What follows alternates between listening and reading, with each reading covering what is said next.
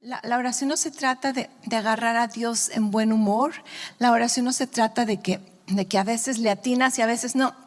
La oración es un patrón de vida, es un principio espiritual, es la idea de Dios. Entonces, cuando empezamos a poner nuestros fundamentos, nuestras creencias, nuestras actitudes en línea con la palabra de Dios, vivimos en comunión, vivimos recibiendo del Señor, a veces no inmediatamente como quisiéramos, pero con la mentalidad de que las respuestas, mientras sean la voluntad de Dios, siempre van a ser sí de parte del Señor. Y entonces aprendemos a caminar con esa libertad, y no solamente con esa libertad, sino con esa confianza,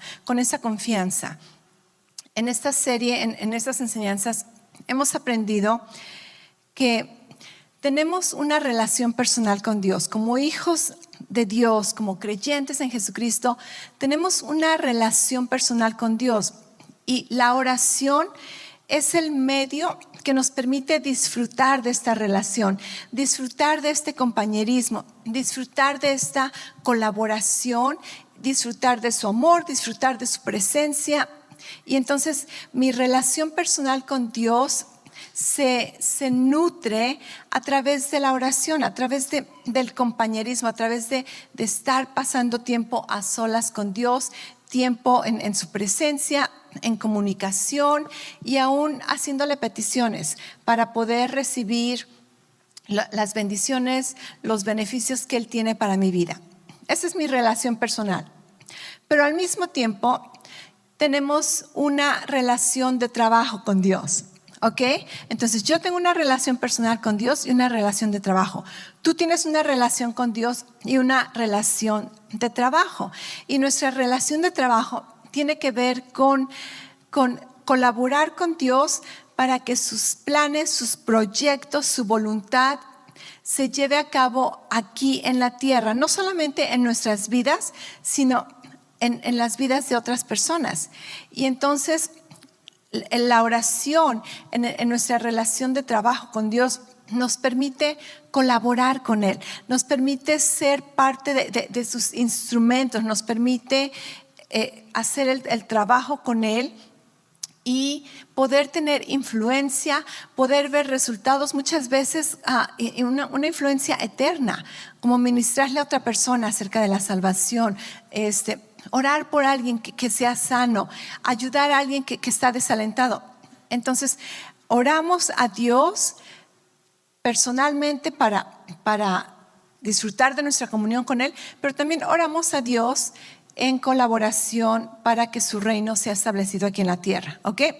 Entonces, hablando acerca de la oración, hemos tratado diferentes temas durante las semanas anteriores. El día de hoy quiero que le demos una repasada a lo que las Escrituras dice acerca de lo que conocemos, quizá tú no conoces, lo que se conoce en la mayoría de los cristianos acerca de la guerra espiritual. ¿Cuántos han escuchado este término? Guerra espiritual. Ok, creo que algunos. Bueno, lo que yo conozco por experiencia es de que muchos cristianos creen y practican la guerra espiritual basados en creencias que tienen que ver con las costumbres y patrones del Antiguo Testamento. Entonces, estas creencias y patrones ya no aplican a nuestra vida como creyentes del Nuevo Testamento. Y vamos a escudriñar todo esto en las Escrituras. También lo que he visto es de que, una vez más, esto es mi propia experiencia, la mayoría de veces cuando se habla acerca de guerra espiritual se promueve en tres diferentes maneras. Unas personas creen que guerra espiritual se lleva a cabo en tres categorías. La primera es intercesión. ¿Cuántos han escuchado esta palabra? ¿Han practicado? Ok, intercesión. Otra es como que limpiar aires, ¿verdad? De presencias demoníacas. Otra es quizá reprender demonios. Y vamos a ver todo lo que la palabra de Dios dice acerca de estos puntos y qué aplica en nuestras vidas como creyentes del nuevo pacto, como familia del nuevo pacto, y qué es lo que tiene que ver con el Antiguo Testamento. ¿Ok? Entonces, vamos a hablar primero que nada acerca de la intercesión. Y esto es lo que muchos creen que la intercesión es. El concepto de la intercesión está basado en algunas historias del Antiguo Testamento donde ciertas personas intercedían, se ponían como mediadores entre Dios y otras personas para como que detener el juicio de Dios sobre estas personas, para hacer tratos con Dios. Dios, dales un chance más, ¿verdad? Dios, no juzgues. Por ejemplo, en Génesis 18 está la historia de Abraham platicando con Dios acerca de Sodoma y Gomorra. Y Dios le dice, voy a traer juicio a esta ciudad. Y Abraham, pero si hubiera tantos justos, la juzgarías. Y hace un trato con Dios, casi está intercediendo por este lugar. Después tenemos otra historia en Éxodo 32, Moisés intercediendo por el pueblo. Dios está a punto de traer un juicio a la vida del pueblo de Israel. Y Moisés ora y Dios, espérate, ¿verdad? Dales un chance, detén tu juicio, ten misericordia. Y entonces Moisés está intercediendo a favor del pueblo de Israel. Y hay muchas más historias. Tenemos historias de diferentes profetas que intercedieron por el pueblo de Israel. En Ezequiel 22:30 hay un versículo muy famoso. Dice, busqué a alguien que pudiera reconstruir la muralla de justicia que resguarda al país. Busqué a alguien que se pusiera en la brecha de la muralla para que yo no tuviera que destruirlos, pero no encontré a nadie. Este es un versículo donde Dios está diciendo que necesitamos a alguien que levante una pared de justicia para traer conforte, para traer salvación a las personas. De otra manera, la paga del pecado es muerte. La paga del pecado es muerte. No es que Dios quiera matar, es la consecuencia de las acciones de las personas que trae el juicio, ¿correcto? Entonces, ese versículo muchas veces es usado por las personas y dicen, Dios, yo me voy a poner en la brecha. Dios, yo voy a estar haciendo intercesión.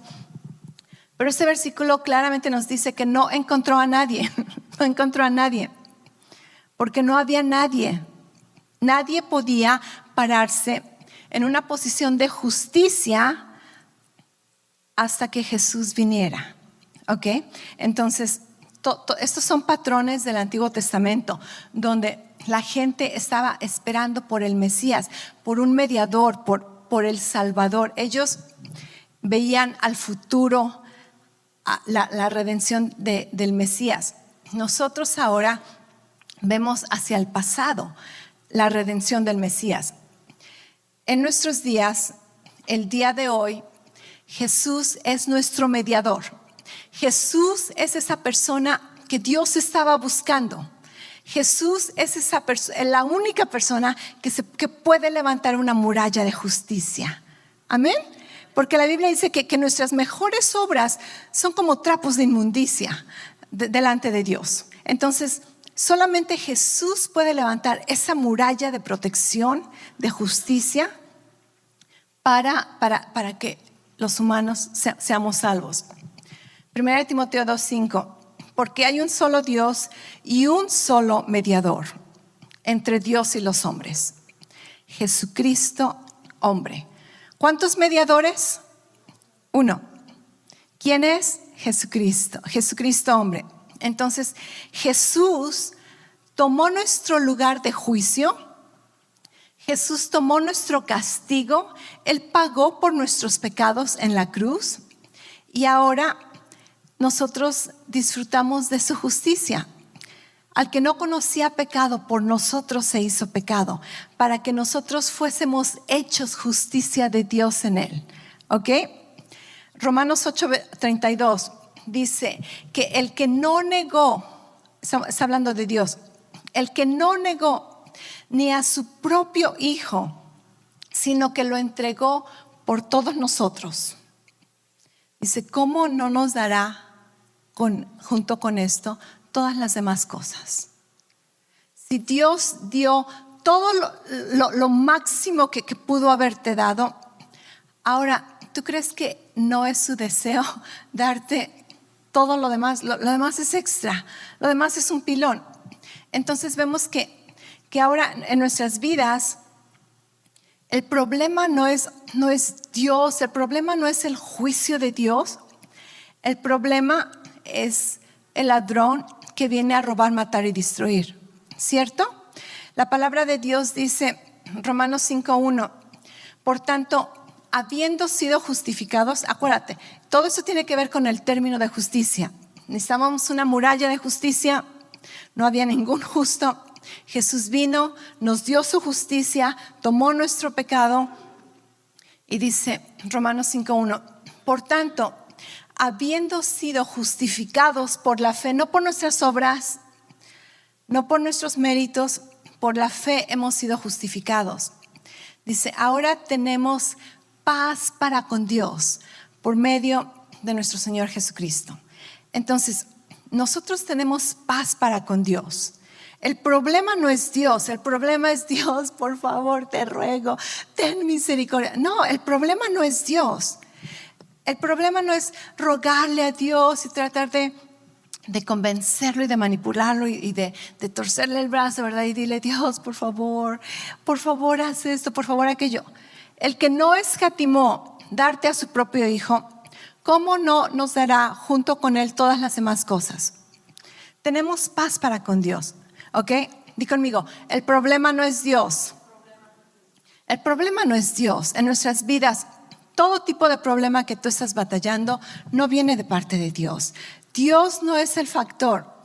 El problema es nuestra ignorancia, el problema es nuestra desobediencia, el problema es nuestra religiosidad, el problema es que existe un enemigo, el problema es que vivimos en un mundo donde el sistema del mundo está bajo las huestes del enemigo. El problema no es Dios. Di conmigo una vez más, el problema no es Dios.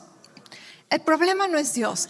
Cuando empiezas a renovar tu mente con esas verdades, es mucho más fácil caminar en fe, es mucho más fácil recurrir a Dios para cualquier ayuda, porque tú sabes que el problema no es Dios. Dios está de tu parte. ¿Ok? Entonces ahora Jesús es nuestro mediador y esta palabra también es Jesús es nuestro intercesor. Entonces, ¿qué dice la Biblia acerca de intercesión?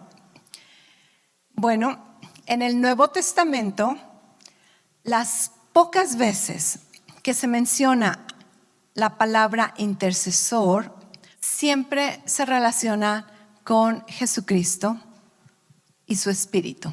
¿Ok? En la Biblia, siempre que se utiliza la palabra intercesor, se utiliza solamente para hablar acerca de Jesucristo y para hablar acerca de su espíritu. Por lo tanto, existe solo un intercesor, Jesucristo. Y a través de su espíritu, esta intercesión se lleva a cabo. En la Biblia existen más bien encontramos dos palabras que hablan acerca. Una es interceder, es el verbo interceder.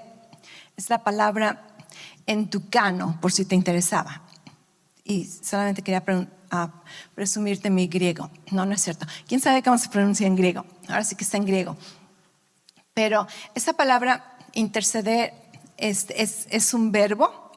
Se utiliza 5 veces en la Biblia. 3 veces, más bien 3 veces tiene que ver con Jesucristo y el Espíritu Santo. Esto tiene que ver con suplicar, ya sea a favor o en contra, porque en una ocasión se utiliza como que en Hechos se utiliza que están hablando en contra de Pablo y utilizan esta palabra. Entonces el pueblo estaba hablando en contra del apóstol Pablo porque querían matarlo. Y después en otra ocasión habla acerca de Elías, que estaba casi acusando al pueblo de Dios, de Israel, contra Dios, diciéndoles: mataron a todos tus profetas. Eso está como en Romanos 11. Y entonces esas dos ocasiones, intercesión es casi como en contra. No queremos ese tipo de intercesión. Pero las siguientes 3 ocasiones donde se menciona este verbo interceder tiene que ver con suplicar a favor, tratar o interceder. Está en Romanos 8:27. Y el Padre, quien conoce cada corazón, sabe lo que el Espíritu dice. Estamos hablando acerca de cuando oramos en el Espíritu. Dice, el Padre sabe lo que el Espíritu dice, porque el Espíritu intercede por nosotros los creyentes en armonía con la voluntad de Dios. ¿Ok? Entonces, una vez que se menciona este verbo interceder. La segunda vez es Romanos 8:34. Entonces, ¿quién nos condenará? Nadie, porque Cristo Jesús murió por nosotros y resucitó por nosotros, y está sentado en el lugar de honor a la derecha de Dios e intercede por nosotros. ¿Ok? Entonces, otra vez se menciona este verbo interceder. ¿Quién lo hace? Jesucristo. El verbo anterior, el Espíritu Santo. La tercera ocasión donde se menciona este verbo interceder es Hebreos 7:24-25. Pero dado que Jesús vive para siempre, su sacerdocio dura para siempre. ¿Cuántos dicen gloria a Dios? Por eso puede salvar una vez y para siempre, esto me encanta, a los que vienen a Él por medio de Él. Dice, quien vive para siempre a fin de interceder con Dios a favor de ellos. Una vez más, ¿quién intercede? Jesús, a favor de nosotros, los salvos, que fuimos salvos una vez y para siempre. Gloria a Dios, está hecho, no hay duda. Después existe otra palabra que se utiliza, se puede traducir como intercesión, muy chistoso, que en nuestra Biblia en español, algunas versiones lo traducen como intercesión, otras versiones lo traducen como otras maneras que esta palabra se puede traducir. Y esa es la palabra paracletos. No sé cuántos han escuchado esta palabra. Se utiliza 5 veces, una vez más, en la Biblia. Este es un sustantivo. Entonces está hablando de alguien, está describiendo a alguien. Y esta palabra paracletos se traduce como intercesor, abogado o consolador. Y esta es la palabra que en todas las 5 ocasiones que se menciona en el Nuevo Testamento siempre se utiliza en referencia, una vez más, al Espíritu Santo o a Jesucristo. No te voy a leer todos los versículos porque la mayoría tienen que ver con el Espíritu Santo. Está en Juan 14:16, Juan 14:26, Juan 15:26, Juan 16:7, donde Jesús está hablándole a sus discípulos, diciéndoles que Él se va a ir, que nos va a mandar a un paracleto, nos va a mandar al consolador, nos va a mandar a un ayudante, a un intercesor. Y el último versículo donde se utiliza este sustantivo es en 1 de Juan 2:1, donde dice: mis queridos hijos, escribo estas cosas para que no pequen, pero si alguno peca, tenemos ante el Padre a un intercesor. Muchas versiones dicen abogado tenemos para con el Padre. Entonces tenemos a un intercesor, tenemos a un abogado, tenemos a un consolador, que es Jesucristo el justo. Acuérdate, con intercesión siempre tiene que el término es justicia, porque todos merecíamos juicio, pero entonces para que la justicia se cumpla, alguien viene y paga la demanda de la justicia, ¿ok? Entonces, Jesucristo el justo es nuestro intercesor, es nuestro abogado, es nuestro consolador. Y entonces nos damos cuenta que entonces es eso de interceder, de el ministerio de intercesión, eso en nuestras vidas como creyentes del Nuevo Testamento no aplica de la misma manera en que aplicaba en el Antiguo Testamento. Acuérdate, en el Antiguo Testamento intercesión tenía que ver como para retener juicio hacia las personas. Ahorita nosotros no necesitamos ese tipo de intercesión. Y si lo necesitáramos, hay alguien que está en el cielo representándonos. Jesucristo el justo. Amén. ¿Ok? Entonces, ¿qué hacemos? ¿De qué se trata la cosa? ¿Cuál es mi posición? También, esto es como un paréntesis. Muchas veces cuando tenemos que ver con la oración, tenemos que verdaderamente conocer, acuérdate, ¿a qué categoría de grupo pertenezco? Hay 3 categorías: los judíos, los no cristianos o gentiles y la iglesia. Y a cada categoría le pertenecen diferentes reglas, por así decirlo, diferentes principios. Muchas veces nosotros tomamos patrones de otro grupo de personas, de otro tiempo, y nos los aplicamos. Por ejemplo, no sé cuántos de ustedes están familiarizados con el Salmo 51. El Salmo 51 es un salmo un poquito familiar por algunas personas, donde es un salmo donde el rey David se arrepiente delante de Dios porque lo cacharon en pecado. No se arrepintió hasta que lo cacharon, y entonces viene delante de Dios y se arrepiente y le dice: Dios, límpiame, Dios, borra mi pecado, lávame. Y después en el versículo 11 dice: Dios, no me eches de tu presencia, no quites de mí tu Santo Espíritu. Y muchas veces hay cristianos orando estas palabras y así como que, creo que no conoces la posición donde vives y los tiempos donde vives. Porque si tú has recibido a Jesucristo como tu Señor y Salvador, entonces tú ya eres lavado, tú ya eres limpiado, tus pecados han sido borrados. Jesús no va a venir otra vez o cada vez que peques a morir en la cruz por ti. Fue hecho una vez y para siempre. Amén. Y después Jesús dijo: les voy a enviar el Consolador y va a estar con ustedes para siempre.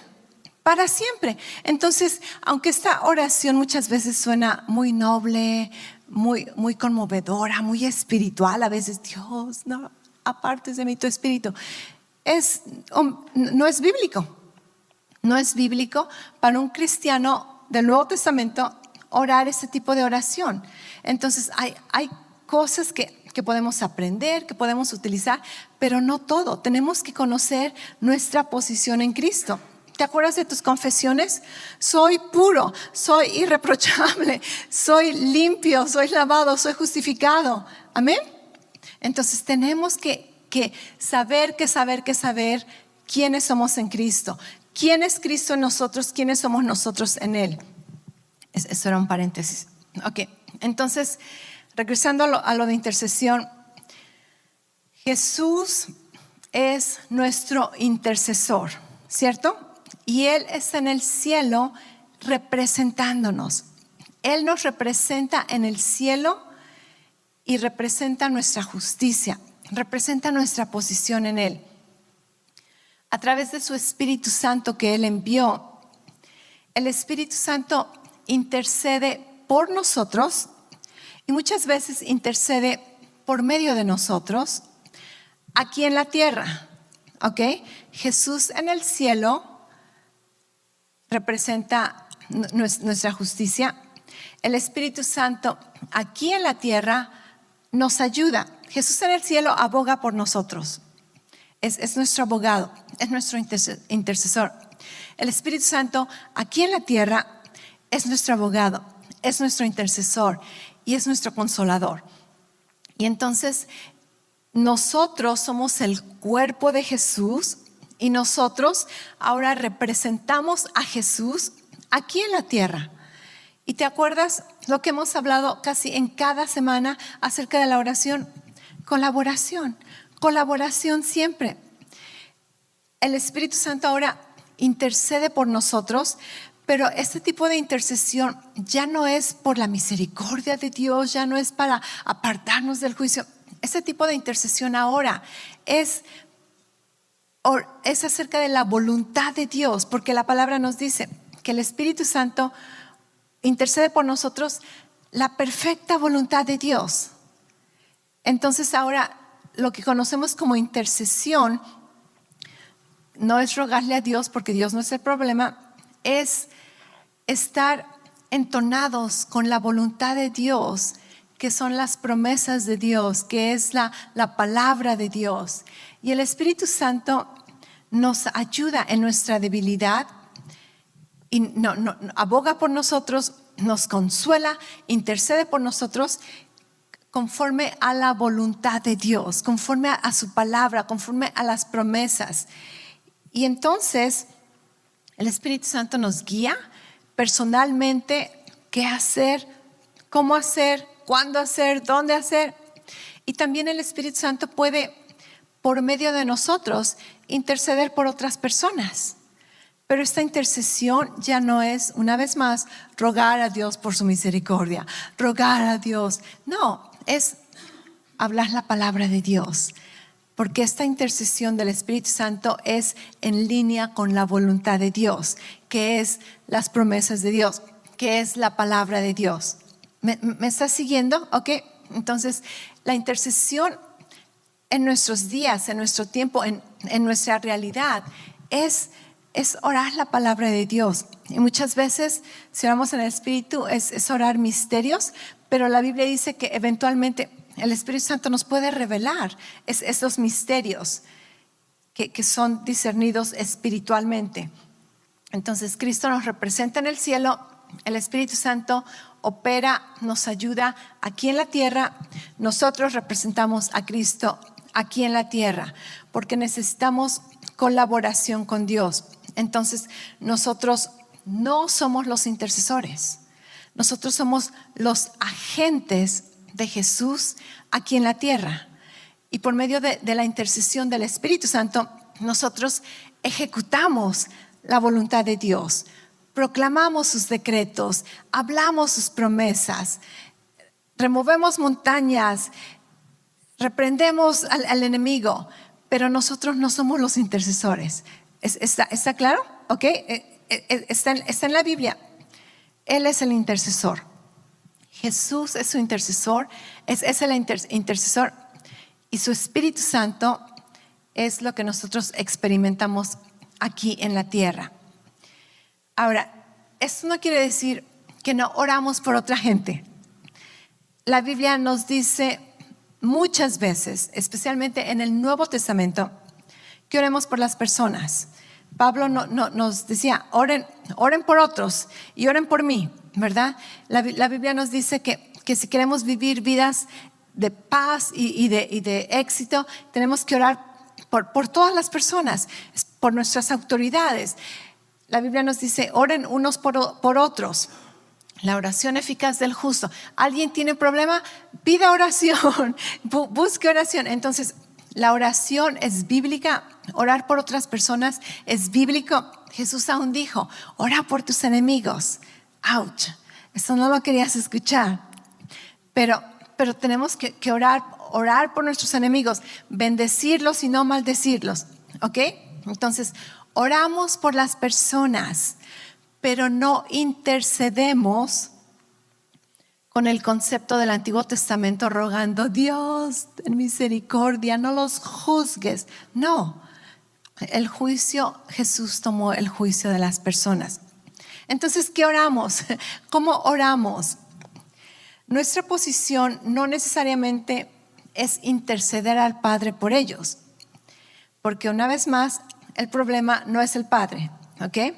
Entonces, oramos por revelación de la verdad en sus vidas y declaramos la palabra de Dios sobre ellos. Eso es la manera en que bíblicamente oramos por otras personas.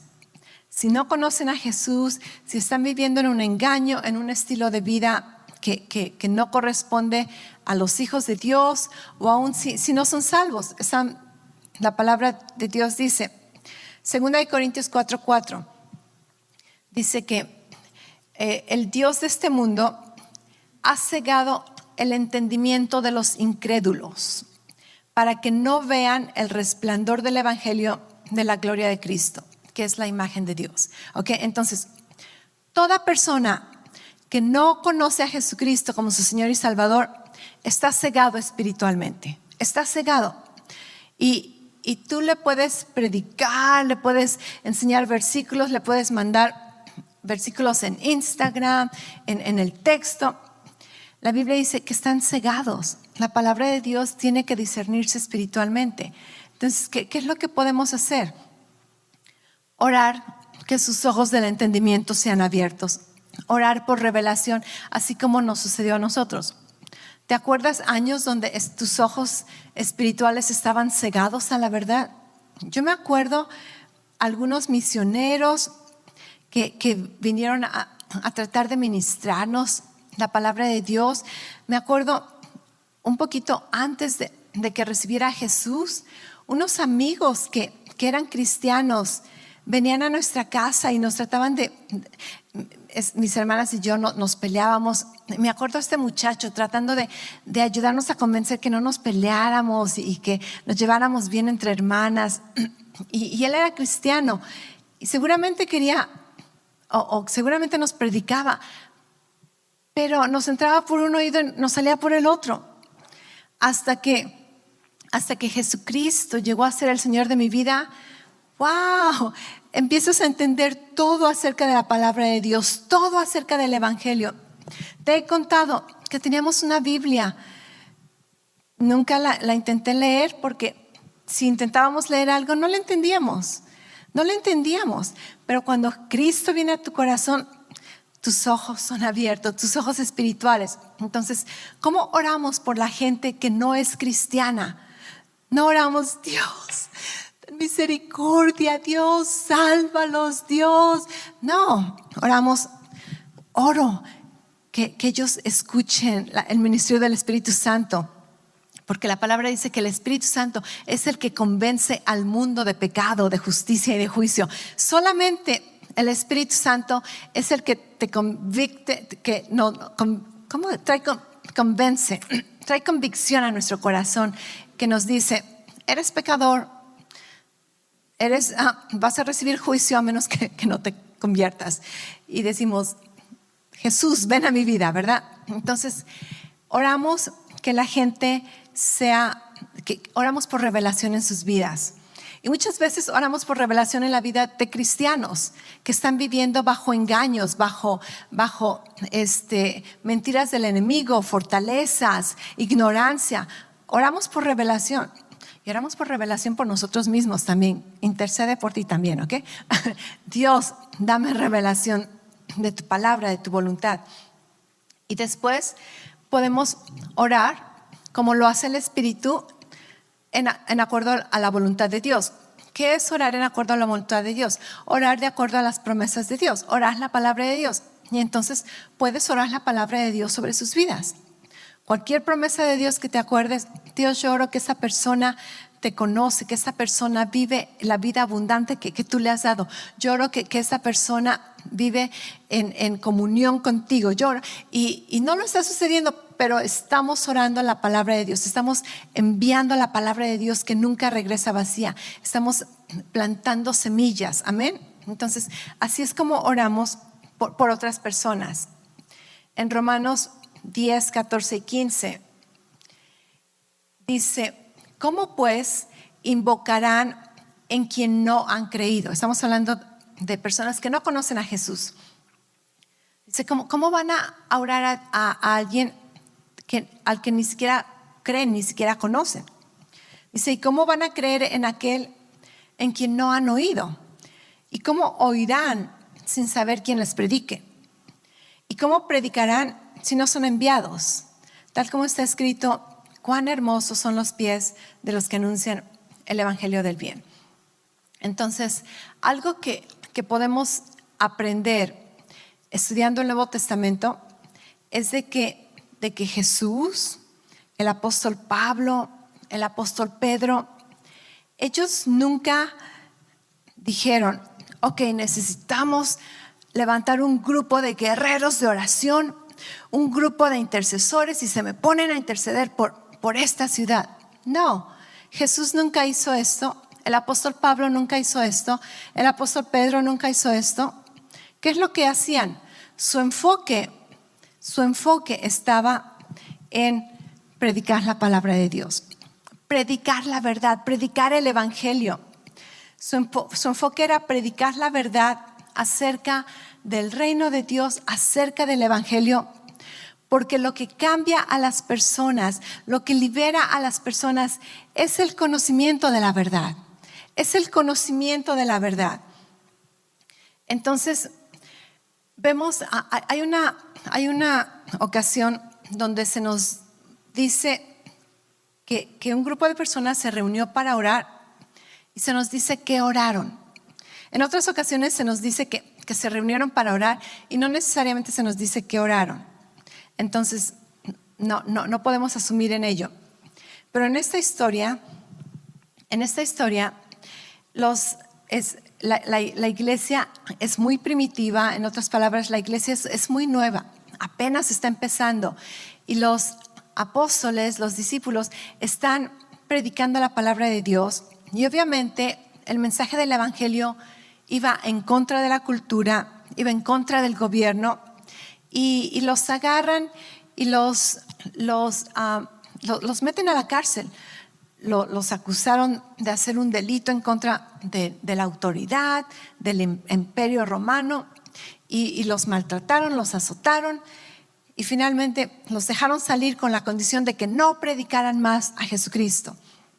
Y entonces la iglesia se reúne a orar. ¿Y sabes lo que oraron? Ellos no oraron intercesión, ¿verdad? Dios, este pueblo te necesita, ten misericordia, no los juzgues. No, ellos no. ¿Qué oraron? La Biblia nos dice que oraron. Hechos 4, 29 y 31. Esta es su oración. Dice, ahora Señor, toma en cuenta sus amenazas y concede a tus siervos el proclamar tu palabra sin temor alguno. El enfoque no estaba en la intercesión, el enfoque estaba en predicar la palabra de Dios, porque la verdad nos hará libres. Dice, por eso extiende tu mano para sanar y haz señales y prodigios mediante el nombre de tu santo siervo Jesús. Después el versículo 31 dice, después de haber orado, también tembló el lugar en el que estaban reunidos. Todos fueron llenos del Espíritu Santo y proclamaban la palabra de Dios sin temor alguno. ¿Quieres una reunión de oración? Dios casi dice, ¿verdad? Ok, ora que vas a irte a predicar la palabra de Dios. Entonces, el enfoque, el tiempo no es tanto en orar, es ir y hacer. Tenemos al Espíritu Santo en nuestras vidas. Ahora, no estoy diciendo que no nos reunimos a orar, no estoy diciendo que no hay poder, porque hay poder para reunirnos, ser llenos del Espíritu Santo. Esta gente ya había sido llena del Espíritu Santo. Cuando la Biblia habla acerca de ser llenos, eso es ser llenos y continuar siendo llenos y continuar siendo llenos. Esta llenura es constante. Tú puedes ser lleno del Espíritu Santo y ministrar a alguien y como que se te baja, ¿verdad?, la gasolina, y después necesitas ser otra vez lleno del Espíritu Santo. Y cuando estamos juntos, cuando venimos a la iglesia, cuando alabamos, cuando escuchas la palabra de Dios, wow, la fe empieza a edificarse en tu espíritu, en tu alma, y entonces eres lleno del Espíritu Santo. Orar en el Espíritu, la Biblia dice que es como poner la batería a tu espíritu, edifica nuestra fe. Entonces vemos que en ese tiempo, la iglesia, ellos cambiaron su cultura, ellos cambiaron su ciudad, ellos cambiaron su área, pero no necesariamente porque tuvieron tiempos de intercesión, rogándole a Dios como en el Antiguo Testamento. No, ellos cambiaron su área porque predicaron la verdad. Entonces, la clave no fue necesariamente la intercesión. La clave fue predicar la verdad sin temor, ¿ok? La predicación del evangelio es lo que causa que la gente reciba la verdad y entonces renuevan su mente y entonces pueden vivir de acuerdo a la voluntad de Dios, de acuerdo a los planes de Dios. Y otra vez, ¿quieres orar por personas? Declara la palabra de Dios sobre sus vidas. Estás orando conforme a la voluntad de Dios. Hay muchos ejemplos. Está el ejemplo de el apóstol Pablo en Hechos 19. Tenía otro ejemplo, pero no anoté la cita. Hay un ejemplo donde él está en Corintio, en Atenas. Y lo que hace no es ir y decirles, están adorando estos ídolos. No, él empieza a predicar la verdad. Y una iglesia surge en Corintios. En esta ocasión, en Hechos 19, dice que él estaba en Éfesos y fue al templo de la diosa Diana. Y esa era toda una creencia paganista, muy inmoral, mucha profanidad. Y el apóstol Pablo, en lugar de ponerse a interceder por la ciudad, hacer guerra espiritual, ¿qué es lo que hace? Se pone a predicar la palabra de Dios. Se pone a predicar la palabra de Dios. Porque lo que cambia a las personas es el conocimiento de la verdad. Es el conocimiento de la verdad. Y entonces, ¿qué sucede? La gente se convierte. Bueno, primero le dan una buena azotada, sufre él persecución, pero sigue predicando y al rato una de las iglesias más firmes, más fuertes en el Antiguo Testamento, la iglesia de Éfeso, se levanta por la predicación del evangelio, por proclamar la verdad, proclamar la verdad. Y esta iglesia de Éfeso era como que la iglesia a la que querías ir, ¿verdad? La empieza el apóstol Pablo. Después el pastor es Timoteo. Ahora sí que los puros celebrities en el ámbito cristiano. Después, según la historia, dicen que el apóstol Juan era el pastor de esa iglesia. Y a esa iglesia asistía la mamá de Jesús. Entonces imagínate, es como que la iglesia, ¿verdad?, popular, la famosa, la que todos quieren ir. Y aún en Apocalipsis, cuando Jesús habla acerca de la iglesia de Éfesos, le dice, ustedes saben, ustedes bien que tienen conocimiento y han sido firmes, pero vamos a arreglar algunas cositas. Pero la iglesia de Éfesos era como que la iglesia más madura espiritualmente, pero surgió por medio de predicar la palabra. Entonces, tenemos que renovar muchas veces la mentalidad que tenemos, no confundir patrones del Antiguo Testamento con patrones del Nuevo Testamento. Sí tenemos una responsabilidad de orar por las personas. Orar por las personas, orar por nuestra comunidad, orar por tus jefes de trabajo, orar por tu familia, orar por tu vecindario, orar por tu ciudad, orar por tu nación. Es una responsabilidad que tenemos como hijos de Dios, porque somos el cuerpo de Jesús, representamos a Jesús aquí en la tierra y por medio de nosotros el Espíritu Santo puede interceder por ellos. Pero acuérdate, esta intercesión no es la intercesión del Antiguo Testamento. Esta intercesión es la palabra de Dios, proclamar la palabra de Dios sobre sus vidas. Y es nuestra responsabilidad moral orar por otras personas y es una oportunidad espiritual el orar por otras personas. Así que oramos por otras personas, sí. ¿Cómo? Todo el tiempo, por medio de la intercesión del Espíritu. Oramos en el Espíritu y oramos con el entendimiento. Viene alguien a tu mente, ora por ellos. Te enteraste de un problema, ora por esa situación. No entiendes cómo está la cosa en la nación, ora por tu nación. Ora. Y cuando estás orando, el Espíritu Santo puede venir a colaborar contigo y empiezas a proclamar, profetizar, decretar la palabra de Dios sobre las circunstancias, sobre estas situaciones. Y el Espíritu Santo intercede por nosotros, intercede a través de nosotros la perfecta voluntad de Dios. Y entonces descansamos nuestra responsabilidad, colaboramos con los planes de Dios, pero sabemos que solamente hay un intercesor y un mediador entre Dios y los hombres, Jesucristo el justo.